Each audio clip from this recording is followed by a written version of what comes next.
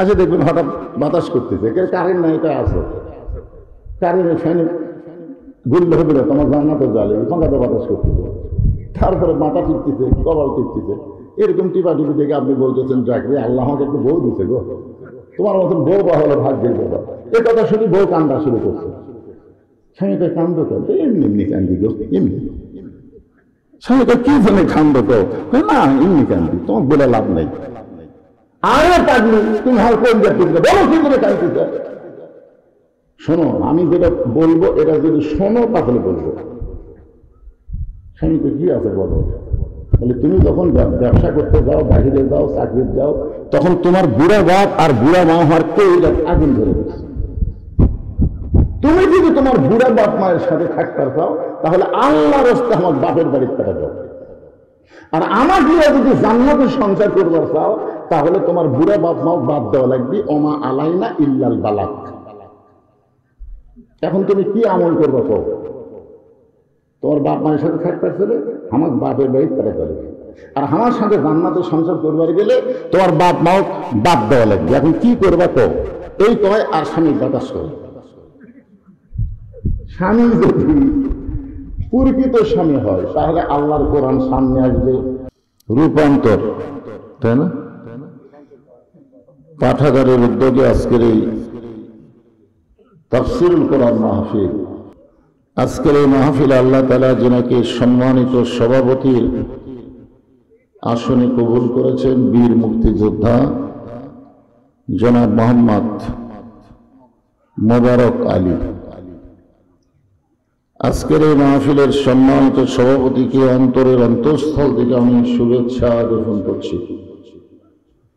সম্মানিত প্রধান অতিথি জনাব দেওয়ান মোস্তাক আহমদ রাজা, সম্মানিত ইউনিয়ন পরিষদের চেয়ারম্যান, এছাড়াও সম্মানিত বিশেষ অতিথির ভিতরে যিনারা রয়েছেন, সকলকে অন্তরের অন্তঃস্থল থেকে আমি শুভেচ্ছা জ্ঞাপন করছি। এই মুহূর্তে আমার সামনে যারা বসে আছেন সবার বাড়িতে কারেন্ট আছে, ফ্যান আছে, আরামের বিছানাও রয়েছে, সবগুলোর মহব্বত কলিজা থেকে বের করে দিয়ে আল্লাহ রাসূলের মহব্বত কলিজার মধ্যে ধারণ করে জান্নাতের টুকরার মধ্যে আল্লাহ যিনাদেরকে কবুল করেছেন। আমি যখন বললাম কবুল করেছেন তখন উত্তরে আপনাদের কিছু একটা বলা দরকার, কারণ আপনারা কখনোই যেন মনে করেন না যে আপনার নিজের ইচ্ছায় এখানে এসেছেন, এটা মনেই করা যাবে না। আল্লাহ কোরআন ইরশাদ করেন, মা সাবাকা মিন হাসানাতিন ফামিনাল্লাহ, বান্দা বান্দির দ্বারা যখন কোনো ভালো কাজ হয় এ কাজ বান্দা বান্দি করে না, বরং আল্লাহ করে। এখন আপনারা বলেন তো এই মাহফিলে বসা ভালো কাজ না খারাপ কাজ? তাহলে এই ভালো কাজকে আপনারা করলেন না আর আল্লাহ করালো? তাহলে এই মুহূর্তে আপনারা বিশ্বাস করতে পারেন আমরা যত বড়ই পাপী হই না কেন আল্লাহ আমাদের উপরে খুশি আছে। আল্লাহ যদি খুশি না থাকতো তাহলে মেলার মধ্যে ঘুরাতো, রাস্তায় ঘুরাতো, বাড়ির মধ্যে রাখতো, কিন্তু আল্লাহ ওই সকল জায়গায় না রেখে সরাসরি রিয়াজুল জান্নাহ বেহেশতের টুকরার মধ্যে আপনাদেরকে কবুল করেছেন। আমি আপনাদের আমার অন্তরের অন্তঃস্থল থেকে আপনাদের সবাইকে শুভেচ্ছা জ্ঞাপন করছি। সম্মানিত মা বোনেরা, পর্দার অন্তরালে বসে বসে যারা আলোচনা শুনতেছেন, আমি সম্মানিত মা বোনদেরকেও অন্তরের অন্তঃস্থল থেকে শুভেচ্ছা জ্ঞাপন করে এই মুহূর্তে জানতে চাচ্ছি আপনারা সকলে কেমন আছেন? আলহামদুলিল্লাহ রাব্বিল আলামিন। যে আল্লাহ শারীরিক সুস্থতা এবং মানসিক প্রশান্তি, সুবহানাল্লাহ বলে, যে আল্লাহ শারীরিক সুস্থতা মানসিক প্রশান্তি দান করলেন, আমরা সে আল্লাহর উপরে খুশি না বেজার? তাহলে জবান খুলে সমস্বরে সকলে বলবো রব্বানা লাকাল হামদ হামদান কাসীরান তাইয়িবান মুবারাকান ফীহি। আমরা এমন একজন আল্লাহর প্রশংসা করলাম যে আল্লাহকে আমরা কোনোদিনও দেখিনি, অথচ সে আল্লাহর মহব্বত নিয়ে আমরা কোরআনের মাহফিলে বসে গেছি। আমরা যে আল্লাহকে কোনোদিনও দেখি নাই, আমরা সে আল্লাহকে বিশ্বাস করি। আমরা যে আল্লাহকে কোনোদিনও দেখি নাই, আমরা সে আল্লাহর ভয়, সে আল্লাহর মহব্বত কলিজার মধ্যে রেখে এই জান্নাতের বাগানে আমরা এসেছি। খুশি না বেজার? বিশেষ করে আমরা আরো বেশি খুশি হব, একটু চিন্তা করা লাগবে, কারণ এটা তাফসীর মাহফিল। আর কিছুদিন পরেই আমাদের সামনে একটা আসতেছে কুরবানি। ধরে কারণ কি আসতেছে? কুরবানি আসতেছে। এই জন্য আমি সূরা কাউসার আপনাদের সামনে আজকে আলোচনা করব, মনোযোগ দিয়ে শুনবেন। তো তিনটা জায়গা খেয়াল করেন, তিনটা জায়গা। এক জায়গায় আমরা ছিলাম, এক জায়গায় আমরা আছি, আর এক জায়গায় আমরা যাব। ঠিক? তাহলে কয় জায়গা? এক জায়গায় আমরা ছিলাম, এটা বিশ্বাস করি, কিন্তু আমাদের মনে নাই। রূহের জগতে যে আমরা ছিলাম, এটাকে বিশ্বাস করেন না? এই সবাই বিশ্বাস করেন না? মনে আছে? মনে নাই, কিন্তু ছিলাম। আচ্ছা, বর্তমানে একটা জগতে আমরা আছি, এটা তো বিশ্বাস নাকি? এটা বিশ্বাস? কেন আছি তো, এটার ওর অবিশ্বাসের কি আছে? আচ্ছা, ভবিষ্যতে আমরা আর একটা জগতে যাব, এইটার উপর কি কোনো বিশ্বাস আছে? যাওয়ার কথা বিশ্বাস হয়? মাশাআল্লাহ। খালি যাওয়ার কথা পুরোপুরি বিশ্বাস থাকলে সেই মানুষের দ্বারা অন্যায় অপকর্ম কম হবে। যদিও হয় সাথে সাথে সে তওবা করবে, যদিও হয়, হতে তো পারে, মানুষ মাত্রই। কিন্তু আমরা যখন যাওয়ার কথা ভুলে যাব, তখন আমাদের চরিত্র হবে পশুর চাইতেও খারাপ, পশুর চাইতেও খারাপ হবে। এখন আপনারা বলেন, যে জগতে আমরা ছিলাম, রূহের জগতে, এই জগতে আল্লাহ আমাদের পক্ষে ছিল না বিপক্ষে ছিল? কেমনে বুঝলেন? না না, ওই জগতে আল্লাহ আমাদের পক্ষে থাকার এক নম্বর কারণ হলো, দুনিয়ার জগতে আল্লাহ আমাদেরকে মুসলমানের ঘরে কবুল করেছেন। হিন্দুদের পক্ষে আল্লাহ ছিল না, ইহুদির পক্ষে আল্লাহ ছিল না, খ্রিস্টানদের পক্ষে আল্লাহ ছিল না, যারা বিধর্মী তাদের পক্ষে আল্লাহ ছিল না, যার কারণে তারা দুনিয়াতে মুসলমানের ঘরে জন্ম নিবার পারে নাই। আর আমাদের পক্ষে আল্লাহ ছিল বলেই আল্লাহ আমাদেরকে দুনিয়াতে মুসলমানের ঘরে কবুল করেছেন। এই কথাটা আল্লাহ, কথাটা কার? আল্লাহ এই কোরআন শরীফের মধ্যে বলেছেন,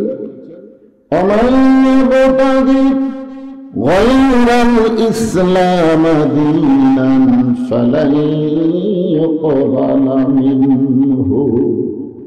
এই আয়াতের বাংলা অর্থ হলো, ইসলাম ছাড়া অন্য কোন ধর্ম কেউ যদি গ্রহণ করে, আল্লাহ বলেছেন কখনোই তা কবুল করা হবে না। তাহলে এই আয়াতের বিনিময়ে কি বুঝলেন? জন্মসূত্রে আল্লাহ আমাদেরকে মুসলমানের ঘরে কবুল করেছেন। আল্লাহ কোরআনের আর এক জায়গায় বলেছেন, মনোযোগ দিয়ে শোনা লাগবে, আর এক জায়গায় বলেছেন, লা তামুতুন্না, তোমরা মৃত্যুবরণ করো না, ইল্লা ওয়া আনতুম মুসলিমুন, যতক্ষণ তোমরা মুসলমান না হবে। আপনারা বলেন তো, হিন্দুর ঘরে জন্ম নিয়ে মুসলমান হয়ে মরা সহজ না কঠিন? কথা বলা লাগবে, সহজ না কঠিন? ইহুদির ঘরে, খ্রিস্টানের ঘরে, কিন্তু মুসলমানের ঘরে যারা আমরা জন্ম নিলাম, আমাদের মৃত্যু কি মুসলমান হিসেবে কঠিন হবে? আমি এটা পরশা থানায় ওয়াজ করতেছিলাম, ওয়াজের পরে আমি যখন ঘরে, তখন এক হিন্দু ছেলে এসে বলে, হুজুর আমি মুসলমান হব। তা আমি বললাম, ভাই তুমি কেন মুসলমান হবে? বলে, হুজুর মুসলমানের একটা জিনিস আমাকে অত্যন্ত আকৃষ্ট করেছে, যার কারণেই আমি মুসলমান হব। তা আমি বললাম, কি আকৃষ্ট করছে? তো বলে, হুজুর আমার বাপ কিছুদিন আগে মারা গেছে, তা আমার বাবার মুখে আমি নিজে আগুন দিয়েছি। আমার বাবা যখন আগুনে পুড়তেছিল, হাত পাও এরকম করতেছিল, তখন আমার কিছু আপনজন তারা লাঠি দিয়া বাড়ি বেড়ে হাত পা গুলো সব ভেঙে দিল, গুঁড়া গুঁড়া করে দিল। যে একটা মানুষ মরে গেল, তা পুড়ে আবার এরকম ছাই করে দিল, এটা দেখে আমার খুব খারাপ লাগলো। কিন্তু আমি দেখি আপনাদের মুসলমানের মধ্যে একজন মারা গেল, মরে যাওয়ার পরে তাকে কত সুন্দর করে গোসল করায়া, কত সুন্দর করে কাপড় পরায়া, তার জন্য আবার দোয়া দরুদ পড়ে জানাজা করে, আবার কান্দে করে খাটনিট করে নিয়ে যে কবরে নামায় দিয়ে, তার উপর বাঁশের বিছানা দিয়ে সুন্দর করে মাটি দিয়ে সবাই যখন দোয়া করলো, এটা দেখে আমি বুঝলাম যে হিন্দু ধর্মই না, ইসলাম ধর্মই হলো আসল। শুধুমাত্র একজন মুসলমানকে দাফন করা দেখে একটা হিন্দু লোক মুসলমান হয়ে গেল। চিন্তা করছেন আমরা কোন ধর্মে জন্মগ্রহণ করছি? খুশি না বেজার? হ্যাঁ। তবে আমার কোরআন হাদিস পড়ে যতটুকু বিশ্বাস যে রুহের জগতে আল্লাহ আমাদের পক্ষে ছিল, দুনিয়ার জগতে মুসলমানের ঘরে যখন আল্লাহ কবুল করলো, পরকালের জগতে আল্লাহ অবশ্যই আমাদের পক্ষে থাকবেন। ঠিক কিনা বলেন? মাশাআল্লাহ। আমরা ভাগ্য গুণে সে আল্লাহ পাওয়ার কারণে খুশি না বেজার? তাহলে জবান খুলে আর একবার বলি আলহামদুলিল্লাহ। আমাদের ভাগ্য এত ভালো, বুঝলেন? আমি মাঝে মধ্যে আয়নার সামনে যখন দাঁড়াই, আমার মধ্যে একটা ব্যারাম ঢুকছে, মাঝে মধ্যে আয়নার সামনে দাঁড়ায়, এরকম কপালে হাত দিয়ে চুমা খাই, কপালে হাত দিয়ে চুমা খাই। তো এইটা আমার একটা ছোট মেয়ে আছে, ওরা দেখছে, দেখে যে আমার মাকে বলতেছে, মা আব্বা মনে হয় পাগল হয়ে গেছে, নিজের কপালে হাত দেয়, সেই কপাল মুখে নিয়ে এসে চুমা খায়। তা আমার বউ আমারে কইল, এই ব্যারাম কবে থেকে? এই ব্যারাম তো অনেক দিন থেকে। ধরা বললাম কেন? তোমার ছোট মেয়ে দেখছে। তা আমারে বললো যে কপালে চুমা খাওয়ার কারণ কি? তখন আমি বউরে কইলাম এটা এমন একটা ভাগ্যবান কপাল, যে কপালের কারণে আমরা বিশ্বনবীর উম্মত হবার পারছি। বিশ্বনবীর উম্মত হওয়া একটা ভাগ্যের ব্যাপার। ধরে কোন কিসের ব্যাপার? ভাগ্যের ব্যাপার। আল্লাহ রাসূল বলেছেন, যেরকম আমাদের বাংলাদেশে কিছু নেতারা বলে চামচা করো, যে কোনো জায়গায় যাই যদি ঠেকা যাস, আমার মোবাইল নম্বর রাখবি আর আমার কথা স্মরণ করবি, আমি তোকে সাইজ করবো, তোকে বাঁচাবো, এরকম কথা বলে কি? বলে না। অনেক সময় চামচা রাখেন, তুই জানিস আমি আমার নেতাকে জানিস, এই কথা কিন্তু মাঝে মধ্যে একটা নেতার চামচার বা মোশান ভাই। আর আমাদের নেতাকে আপনারা তা জানেন? হ্যাঁ জানেন।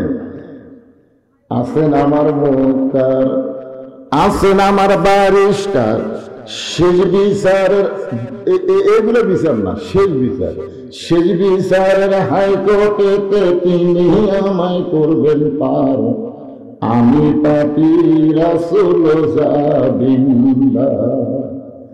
আল্লাহ যখন হাকিম হয়ে আমাদের আসামি বানায় বিচার শুরু করবেন, ওই সময় আমাদের নবী উকিল হয়ে, ব্যারিস্টার হয়ে আল্লাহর কাছে আমাদের পক্ষে ওকালতি করে আমাদেরকে সুপারিশ করে জান্নাতে পৌঁছায় দিবে। এমন একটা নবীর উম্মত হওয়াতে ভাগ্য ভালো না খারাপ? কোনো সময় যেন বলেন না হায়রে কপাল মন্দ, এ কথা বলাই যাবে না।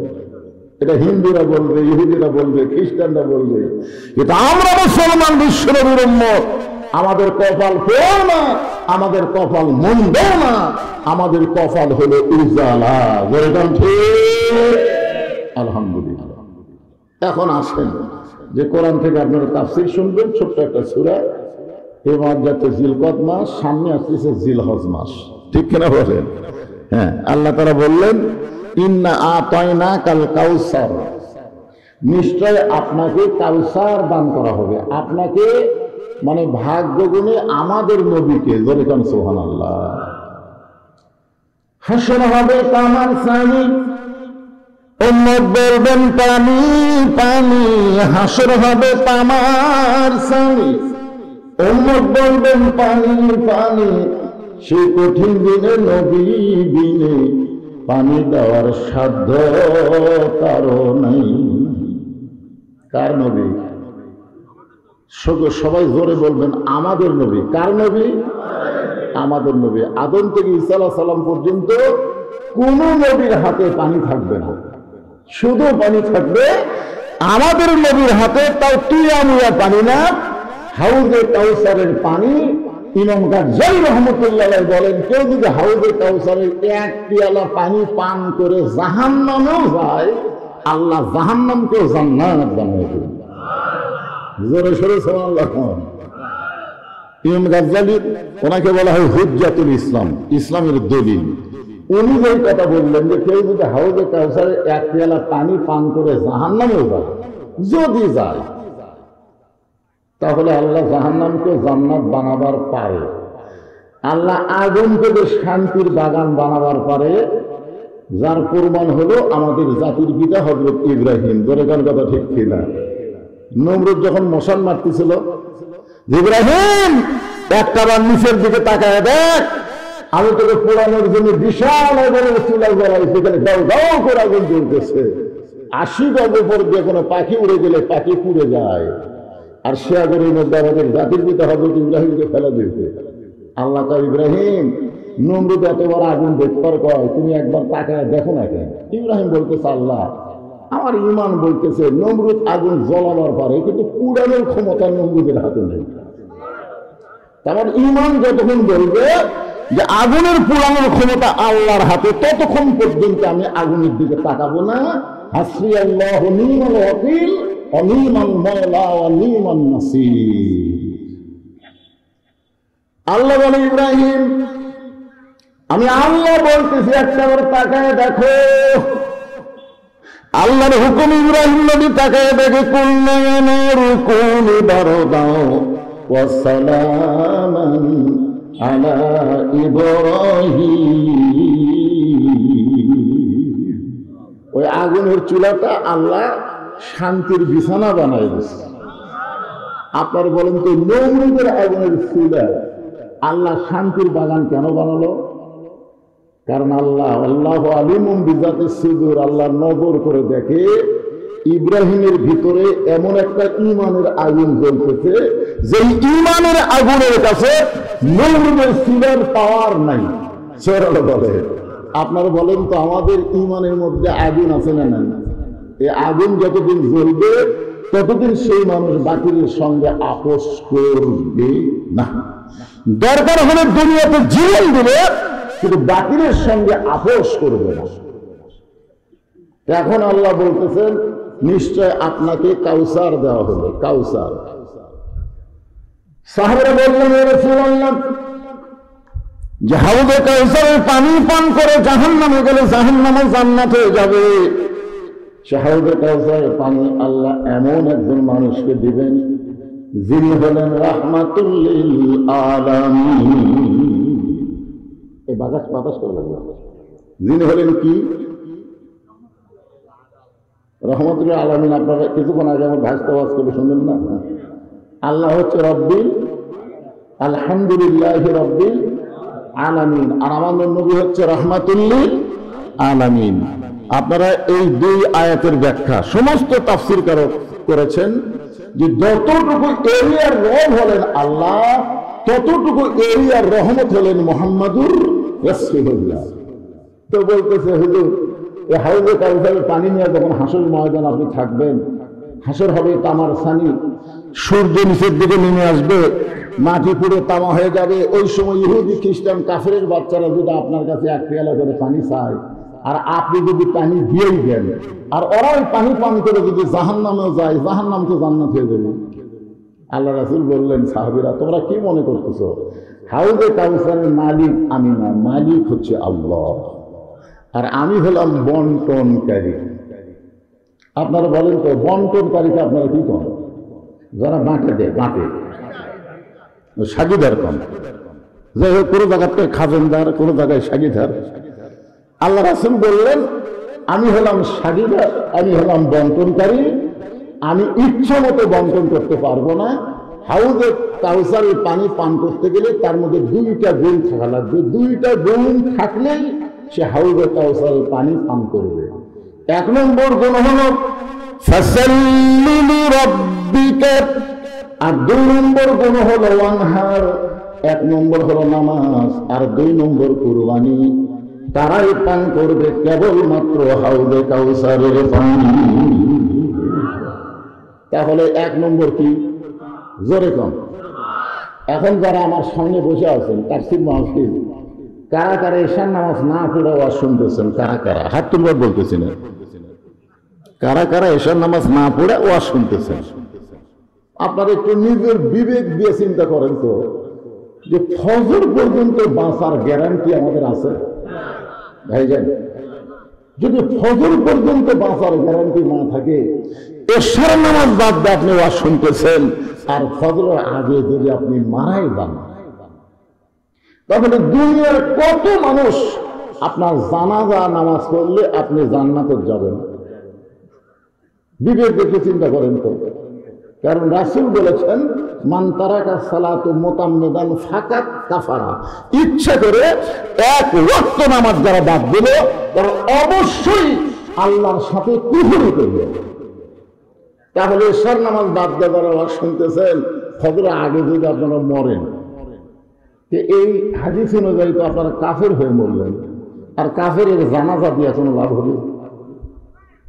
যদি এখন আপনারা নিয়ত করেন যে হুজুর আজকে এই নামাজের সূরা কাউসারের ওয়াজ শুনবার পরে আমার মনের মধ্যে ভুল স্বীকার করে আমি ফজর থেকে বাকি জীবন একটা ওয়াক্ত নামাজ বাদ দিব না, খালি এই নিয়ত করার সাথে সাথে সারা জীবন যত নামাজ না পড়ার পাপ হয়েছে আল্লাহ নিয়ত করার সাথে সাথে সব পাপ মাফ করে দেবে।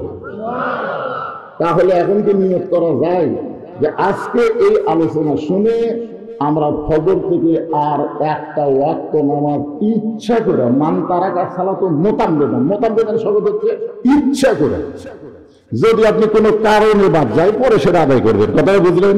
কিন্তু ইচ্ছা করে আমরা একটা ওয়াক্ত নামাজ বাদ দিব না। এই পাঠাগারের যুবকেরা যারা মাহফিল করতেছে, খোঁজলে দেখেন এই যুবকদের মধ্যে অনেকে মাগরিব এসে পড়ে, 6 বছর হলে মাহফিল করতেছে, হুজুর আমরা প্রতি বছর মাহফিল করি হুজুর, কিন্তু নামাজ। আমার এলাকার ধাপের হাটে আমি তো গরু কিনবার যাই না, লোক দিয়ে কিনি, একবার গেছিলাম, এখন দৌড় এসে বলছিল হুজুর এক গরু দেখলাম খুবই গোস্ত আছে, কিন্তু শিং একটা খাটো একটা লম্বা, এক শিং লম্বা এক শিং খাটো, এই গরু কুরবানি হবে। তখন বাজে সন্ধ্যা 6টা। আমি বললাম ভাইজান তুমি কয়টার সময় ধাপে হাঁটাচ্ছ? তোকে আমি 3টার সময় আছি। তো 3টার সময় এ পর্যন্ত 6টা বাজলো, তুমি গরুর শিং খাটো লম্বা ফতুয়া যাচ্ছে, তুমি কি আসরের নামাজ পড়ছে? কিন্তু হুজুর গরু কেনার তালক তো নামাজের কথা খেয়াল নেই। আমি বললাম তুমি যে গরু দিবা সেটাই হবে, হুজুর যে গরু দিব সেটাই হবে। আরে পাগলা, যার নামাজ নাই তার আমার কুরবানি কিসের? হ্যাঁ, কারণ কুরবানির কথা খালি এখানে নাই তো, অন্য জায়গাতে আল্লাহ বলেছেন ইন্না সালাতি ওয়া নুসুকি ওয়া মাহইয়ায়া ওয়া মামাতি লিল্লাহি রাব্বিল আলামিন, নিশ্চয়ই তোমার নামাজ, তোমার কুরবানি, তোমার বেঁচে থাকা, তোমার মরে যাওয়া সব তার জন্য। তাহলে এখানে আল্লাহ বললেন ফাসাল্লি লিরাব্বিকা ওয়ানহার, ওখানে বললেন ইন্না সালাতি ওয়া নুসুকি। তাহলে আগে কি কুরবানি না আগে নামাজ? তো যার নামাজ নাই তার সাথে যদি আপনারা ভাগে কুরবানি দেন নামাজি, মনে করেন আপনারা একজন নামাজি একজন বেনামাজি, দুইজন মিলে একটা গরু কিনছেন, নামাজি বেনামাজি মিলে আপনার কুরবানি করলেন, গোশত খাওয়া হবে কিন্তু কুরবানি হবে না। কি কুরবানির উপরে মারাত্মক ওয়াজ আছে, আগে নামাজের ওয়াজটা করি। তাফসীর মাহফিল নামাজ ধরা লাগবে, ঠিক কিনা বলে? নামাজ যদি আপনারা আদায় করেন, 3টা পুরস্কার আল্লাহ দুনিয়াতে আপনাদেরকে সঙ্গে সঙ্গে দিবেন। 1 নম্বর পুরস্কার হল ফালিয়াবুদু রব্ব হাযাল বাইত আল্লাযী আত'আমাহুম মিন জু'ইন ওয়া আমানাহুম মিন খাউফ। এখানে 2টা পুরস্কার আছে। তোমরা যদি ওই ঘরের মালিকের গোলামি করো, ওই ঘর মানে কি? আল্লাহর ঘরের। তোমরা যদি গোলামি করো, নামাজ পড়ো, সঙ্গে সঙ্গে তোমাদের 2টা পুরস্কার দেওয়া হবে। এক নম্বর পুরস্কার হলো তোমাদের রেজেকের কোনো পেরেশানি হবে না। ভারত যতই চিনি বন্ধ করে দেয়, যতই পেঁয়াজ বন্ধ করে দেয়, যতই আলু বন্ধ করে দেয়, তোমাদের রেজেকের কোনো পেরেশানি করা লাগবে না। আল্লাহ থেকে, আসমান থেকে, জমিন থেকে তোমাদের রেজেকের ব্যবস্থা করবে। আর দুই নম্বর পুরস্কার কি? আপনার বলেন তো, কিছুদিন আগে ভারত আর পাকিস্তান যুদ্ধ লাগছিল, আপনারা জানেন? হ্যাঁ, কথা কয় না কেরে? আপনারা জানেন না? মোদি কি করেছিল? মোদি বলছিল পাকিস্তানকে ধ্বংস করতে আমাদের 15 দিনও লাগবে না। আর পাকিস্তানের যিনি প্রধান সেনাপতি, তিনি আবার 30 পারা কোরআনের হাফেজ। সুবহানাল্লাহ। তিনি কয় পারা? 30 পারা কোরআনের হাফেজ হলেন পাকিস্তানের আর্মির প্রধান সেনাপতি। তিনি বললেন, বনিয়ানুল মারসুস, যুদ্ধ করব আমরা নিজের ইচ্ছাই না, আল্লাহর ইচ্ছাই। যদি ভারত আমাদের আক্রমণ করে, আমরা ভারতকে আক্রমণ করব। আমরা দোয়া দরুদ দিয়ে ভারতের হাত থেকে বাঁচার চেষ্টা করব না, কারণ আল্লাহ নবীকে বলেছেন, ইয়া আইয়ুহান নাবিয়্যু হারফিল মুমিনিনা আলাল কিতাল। ওগো নবী, মক্কার কাফিররা যদি মদিনা আক্রমণ করে, আপনি দোয়া দিয়ে দরুদ দিয়ে মদিনা রক্ষা করতে পারবেন না। এই মক্কার কাফিরদের বিরুদ্ধে যুদ্ধ করা লাগবে। এই ঘোষণা কার? পাকিস্তানের প্রধান সেনাপতি বলল, ওরা যদি আমাদেরকে আক্রমণ করে আমরাও করব, তবে নামাজ পড়বো। আগে নামাজ পড়বো, ইয়্যাকা না'বুদু ওয়া ইয়্যাকা নাস্তাইন। গোলামি করবো কার? সাহায্য চাবো কার কাছে? এমন মার দেওয়া দিচ্ছে ভাই, 15 দিনে ভারত পাকিস্তান দখল করবি। 7 দিনে মোদি কান্দে কান্দে ডোনাল্ড ট্রাম্প কষে, পাকিস্তান যদি আর যুদ্ধ করে তা আমাদের খালি মাটি থাকবি, মানুষ থাকবি না। কি আল্লাহ বলেছেন, ও আমানাহুম মিন খাউফ, নামাজ আদায় করো।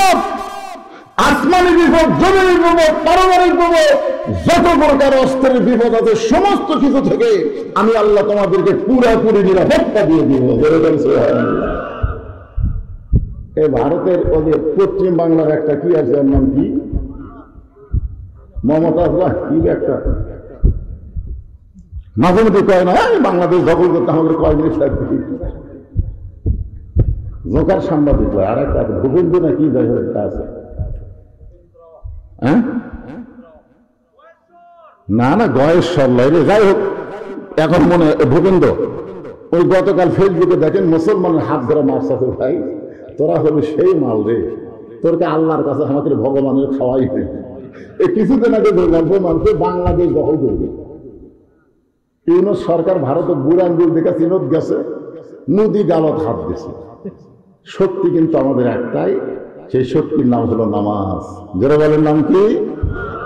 ইন্নাস সালাতা তানহা আনিল ফাহশাই ওয়াল মুনকার।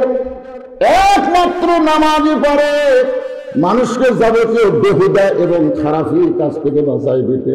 প্রত্যেকটা যুবকের হাতে একটা করে মোবাইল আছে না নাই? দরকার আছে না নাই? এই যুবক যদি 5 ওয়াক্ত নামাজি হয়, ওর কাছে যতই মোবাইল থাক, তুমি অন্য কোনো ভিডিও দেখতে পারবে, কিন্তু অশ্লীল ভিডিও কোনোদিন দেখবে না। যখনই দেখবার যাবে, নামাজ বলবে, কেউ না দেখলেও তোকে আল্লাহ দেখতেছে। তাই এই পাঠাগারের মাহফিল থেকে আমি আপনাদেরকে 1 নম্বর দাওয়াত দিলাম, নামাজ। যার নামাজ নাই তার ঈমান নাই। বাইনাল আবদি ওয়াল কুফরি তরকুস সালাত।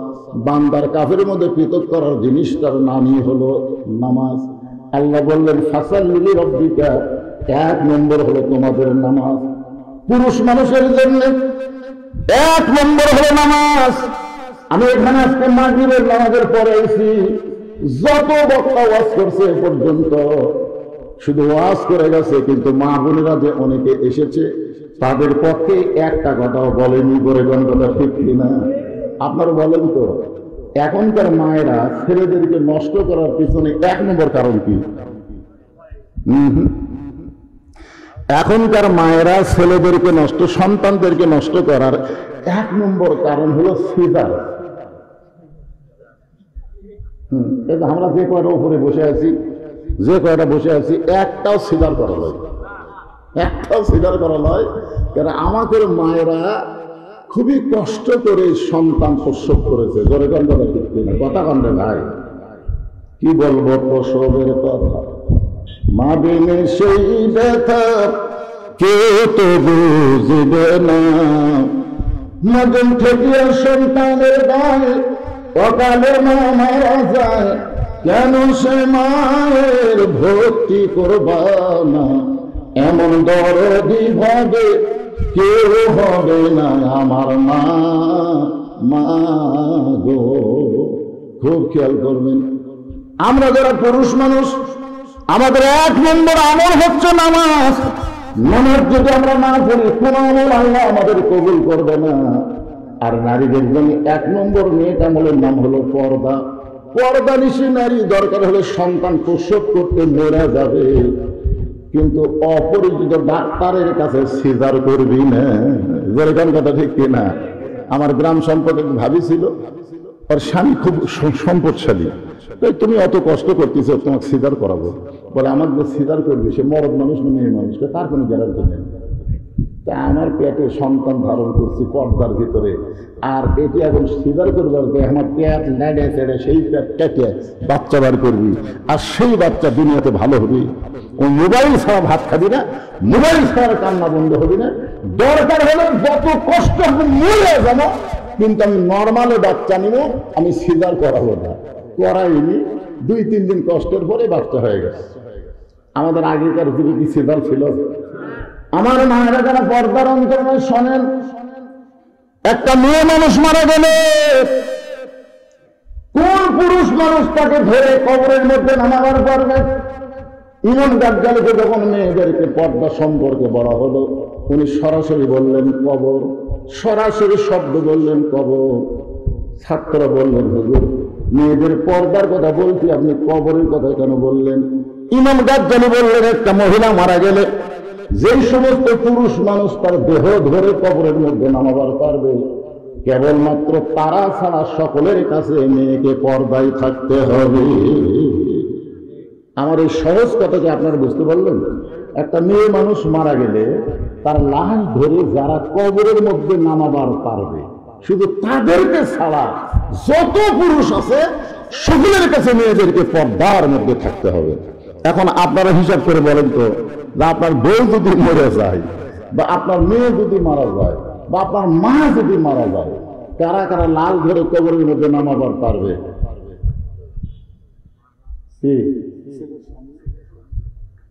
খুব খেয়াল করা লাগবে, খুব খেয়াল। হ্যাঁ, যদি দিলে ভাই ধরে বাসায়, দিলে ভাই,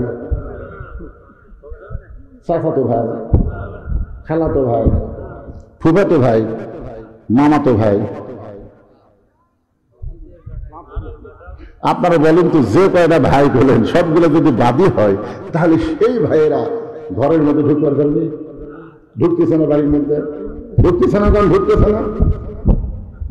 আমার মায়েদের জন্য বলতেছে, না শোনেন, আল্লাহ কোরআনে অপরনা ফি বুয়ুতিকুন্না ওয়ালা তাবাররাজনা তাবাররুজাল জাহিলিয়াতিল উলা, এই আয়াতের ব্যাখ্যা করতে গিয়ে বলেছেন, মেয়েদের কোন আমল ততক্ষণ পর্যন্ত কবুল হবে না যতক্ষণ পর্যন্ত তারা পর্দার ভিতরে না থাকবে। কোন আমল মেয়েদের কবুল হবে না যতক্ষণ পর্যন্ত তারা পর্দার মধ্যে না থাকবে। আপনারা বলেন, আমাদের মা বোনদের পর্দার ওয়াজ করার দরকার আছে না নয়? আল্লাহ রাসূল ফাতেমাকে ডাকলেন, ডেকে বললেন, ফাতেমা, কখনো কি তোমার মনে হয় যে তোমার বাবা আল্লাহর নবী বলে তুমি জান্নাতে যাবে? এরকম কি কখনো তোমার মনে হয়? এই খুব মনোযোগ দিয়ে শুনুন। ফাতেমা বলতেছে, বাবা আপনি কি খান? আমার বাবা শুধু নবী না, আমার বাবা হলো ইমামুল আম্বিয়া, ইমামুল মুরসালিন। এত নবীর মেয়ে হয়ে আল্লাহ আমাকে জান্নাত দেবে না? আল্লাহ রাসূল ফাতেমার হাতে একটা চুমা দিয়ে বললেন, মা তুমি বড় ভুল মনে করেছো। বিশ্ব নবীর মেয়ে হলে আল্লাহ তোমাকে জান্নাত দিবে না।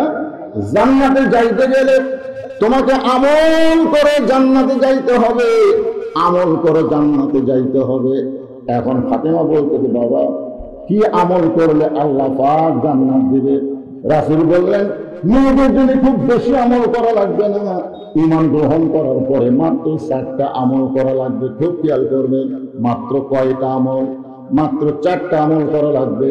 1 নম্বর আমল হলো পর্দা, 2 নম্বর আমল হলো নামাজ, 3 নম্বর আমল হলো রমজান মাসের রোজা, আর 4 নম্বর আমল হলো স্বামীর কথা মতো চলা, স্বামীর চাওয়া মতো খেদমত করা। খুব খেয়াল করবে, এই 4 নম্বরের ব্যাখ্যায় বলা হয়েছে স্বামী যখন খেদমত চাবে,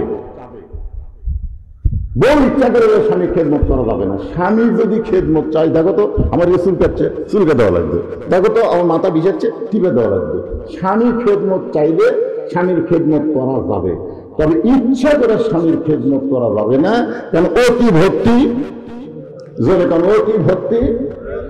যদি কোনোদিন দেখেন বউ আপনাকে ইচ্ছা করে পাও টিপতেছে, ইচ্ছা করে বাতাস করতেছে, ইচ্ছা করে কপাল টিপতেছে, আপনি বুঝবেন সেই দিন আপনার বউ আপনাকে একটা অন্যায় প্রস্তাব দিবে। তাহলে আমার কথাটা মুখস্থ থন। আচ্ছা দেখবেন হঠাৎ বাতাস করতেছে, কারেন্ট নাই, এটা আছে, কারেন্টের ফ্যানে ঘুরলে হবে না, তোমার জান্নাতে জ্বালে, ফাঁকাতে বাতাস করতেছে, তারপরে মাথা টিপতেছে, কপাল টিপতেছে, এরকম টিপা টিপি থেকে আপনি বলতেছেন চাকরি আল্লাহ আমাকে একটু বউ দিছে গো, তোমার মতন বউ বা হলো ভাগ্যের কথা। এ কথা শুনি বউ কান্দা শুরু করছে। স্বামীকে কান্দ তো এমনি কান্দি গো, এমনি। স্বামীকে কি জানে কান্দ তো না, এমনি কান্দি, তোমার বলে লাভ নেই। আরে পাগলি তুমি হাল কোন যাচ্ছি বলো, কি করে কান্দিতে? শোনো, আমি যেটা বলবো এটা যদি শোনো তাহলে বলবো। স্বামীকে কি আছে বলো? তাহলে তুমি যখন ব্যবসা করতে যাও, বাহিরে যাও, চাকরি যাও, তখন তোমার বুড়া বাপ আর বুড়া মা হওয়ার কেউ আগুন ধরে গেছে। তুমি যদি তোমার বুড়া বাপ মায়ের সাথে থাকতে চাও, তাহলে আল্লাহর রাস্তে আমার বাপের বাড়ির টাকা যাও। আর আমার গিয়ে যদি জান্নাতে সংসার করবার চাও, তাহলে তোমার বুড়া বাপ মাও বাদ দেওয়া লাগবে, ওমা আলাইনা ইল্লাল বালাগ। এখন তুমি কি আমল করবো? তো তোমার বাপ মায়ের সাথে থাকতে চলে আমার বাপের বাড়ির টাকা চলে, আর আমার সাথে জান্নাতে সংসার করবার গেলে তোমার বাপ মাও বাদ দেওয়া লাগবে। এখন কি করবা? তো এই কয় আর স্বামীর বাতাস করে। স্বামী যদি প্রকৃত স্বামী হয়, তাহলে আল্লাহর কোরআন সামনে আসবে। আল্লাহর কোরআন বলতেছেন, আল্লাযী খালাকাল মাউতা ওয়াল হায়াতা লিয়াবলুয়াকুম আইয়ুকুম আহসানু আমালান ওয়া হুয়াল আজিজুল গফুর। তোমার মৃত্যু এবং হায়াতকে আমি আল্লাহ সৃষ্টি করেছি পরীক্ষা করার জন্য, আর সেই পরীক্ষার বিষয় হলো সুন্দর আমল। এই মুহূর্তে তোমার সুন্দর আমল কি বাপ মায়ের কাছে থাকা না বউয়ের কাছে থাকা? এই মুহূর্তে তোমার সুন্দর আমল কোনটা? তোমার বউ যেটা বলতেছে সেইটাই তুমি গ্রহণ করবা না আল্লাহ যেটা বলতেছে? আল্লাহ বলতেছেন ওয়াকাদা রাব্বুকা আল্লা তা'বুদু ইল্লা ইয়্যাহু ওয়া বিল ওয়ালিদাইনি ইহসানান। এই বউ যদি মরে যায় তুই বিয়ে করতে পারবি, বউ যদি ছাইড়া দেশ তুই আবার বিয়ে করতে পারবি। যে তোর বউ যে বাপ মায়ের বিরুদ্ধে তোর কাছে ওয়াজ করতেছে, এই বাপ মা যদি মারা যায় কিয়ামত পর্যন্ত কাঁদলে আর বাপ মা পাবি না। যেটা মারা গেলে পাওয়া যাবে না সেইটাই ধর, আর যেটা মরে গেলে পাওয়া যাবে সেইটা বাদ দে। আল্লাহর কোরআন অনুযায়ী সুন্দর আমল করতে গেলে এখন স্বামীকে কি করা লাগবে? কি করা লাগবে শোনেন। আপনাকে কারো বউ যদি এরকম কোনোদিন আপনার বাপ মায়ের বিরুদ্ধে কয়, আপনি কোরআন অনুযায়ী আমল করবেন না বইয়ের কথা অনুযায়ী আমল করবেন? আপনার কি আমল করা লাগবে?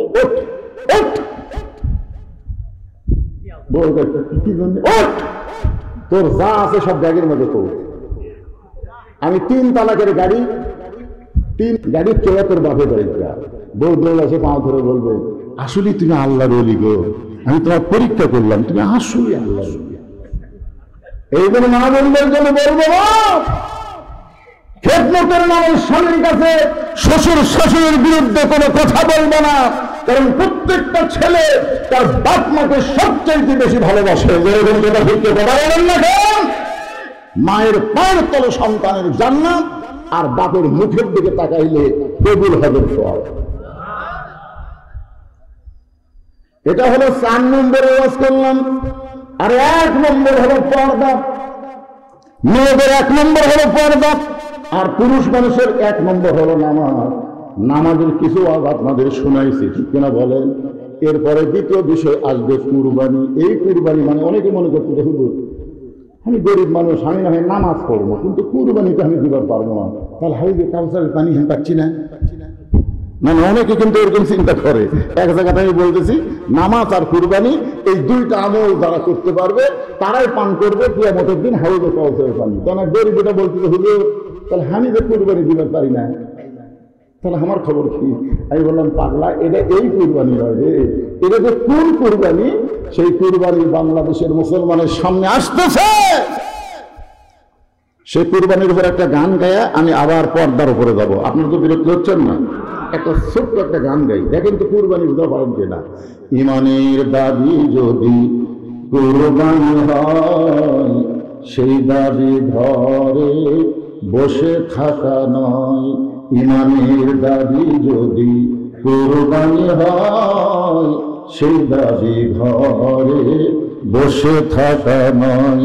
ইমানের দাবি হলো কিছু বিনিময়, সেই বিনিময় যদি কলিজার ঘাম হয়, সেই ঘাম দিতে যেন তৈরি থাকি। ওগো দয়াময় আমার আল্লাহ দয়াময়।